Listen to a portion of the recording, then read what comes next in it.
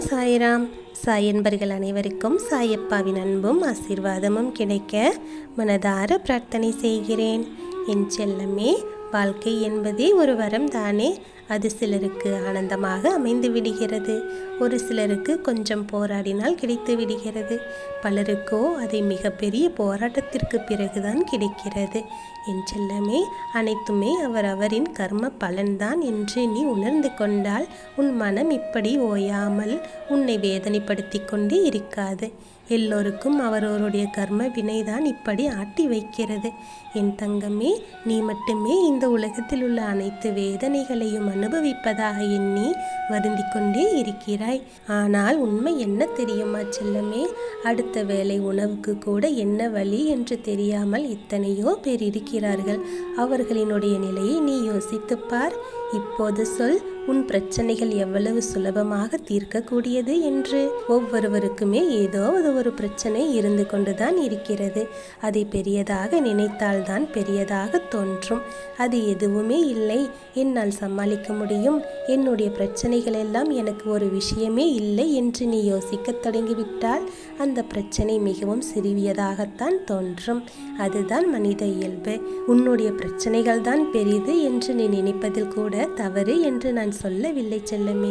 அதே சமயம் அதையே நினைத்து வருந்துவதுதான் தவறு என்று சொல்கிறேன். என்னுடைய செல்ல குழந்தை நீ. எல்லாவற்றையும் உன் சாயப்பா அறிவேன் செல்லமே. உன் பிரச்சனைகளை தீர்க்கும் ரகசியம் ஒன்றே ஒன்றுதான். அப்படி அதை பற்றிய யோசித்து கொண்டே இருப்பதால் தான் உன் மனம் இப்படி துன்பத்தோடும் வேதனையோடும் இருக்கிறது. என் செல்லமே, உன் சாயப்பா சொல்லுவதை கேள். உன்னால் முடியும் என்றால் அதை செய்து முடி.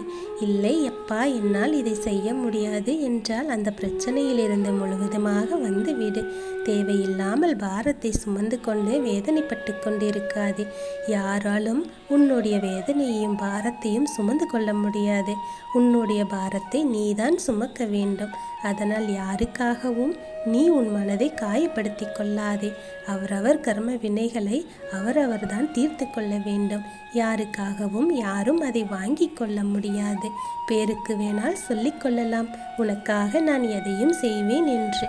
ஆனால் யாரும் அப்படி செய்ய மாட்டார்கள் செல்லமே. அப்படி செய்யவும் முடியாது. இது பிறவியின் ரகசியம்.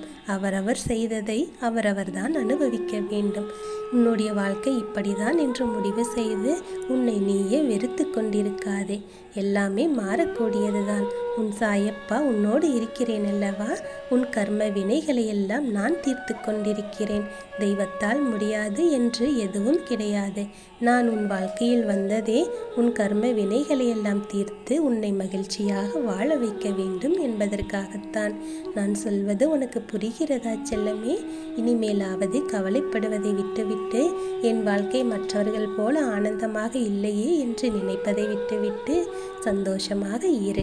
நான் உன்னை மற்றவர்களை விடவே ஆனந்தமாக வாழ வைப்பேன். யாரை பார்த்து இவர்களைப் போல நான் வாழ வேண்டும் என்று ஆசைப்பட்டாயோ அதை விட 2 மடங்கு ஆனந்தமாக வாழ வைப்பேன்.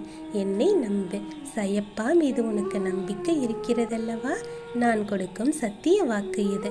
நிச்சயம் பலிக்கும். என் செல்லமே, உனக்கு சாயப்பாவின் ஆசீர்வாதம் பரிபூரணமாக இருக்கிறது. இனி உன் வாழ்வில் நடப்பவை யாவும் நல்லதாகவே நடக்கும். நல்லதே நடக்கும். ஓம் சாய்ராம்.